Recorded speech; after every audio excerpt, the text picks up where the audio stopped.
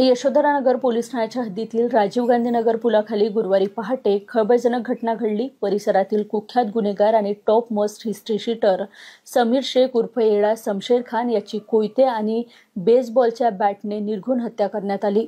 पोलिसांच्या प्राथमिक तपासानुसार ही घटना वर्चस्वाच्या संघर्षातून घडली असल्याची शक्यता आहे। मृत समीर शेखवर 31 पेक्षा अधिक गंभीर गुन्हे दाखल होते। यात खुनाचा प्रयत्न, MPDA, मारहाण आणि अंमली पदार्थाची तस्करी यांचा समावेश होता। विशेषतः गांजाची तस्करी हा त्याचा प्रमुख गुन्हेगारी क्षेत्र होता। ही हत्या परिसरातील दुसऱ्या गुन्हेगारी गटाशी असलेल्या शत्रुत्वातून झाल्याची माहिती समोर येत आहे। अशू नावाच्या गुन्हेगाराने आपल्या साथीदारासह योजना आखून ही हत्या केल्याची चर्चा आहे।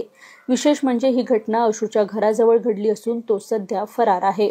हत्या झाल्याच्या वेळी समीर शेख मोमीनपुरा येथील आपल्या सासरहून घरी परतत होता। घटनेनंतर यशोधरानगर पोलिसांनी तातडीने घटनास्थळी धाव घेतली। मृतदेह पोस्टमॉर्टमसाठी पाठवण्यात आला असून संशयितांना ताब्यात घेण्यात आले आहे। पोलीस तपास सुरू आहे। आरोपीचा शोध घेतला जात आहे।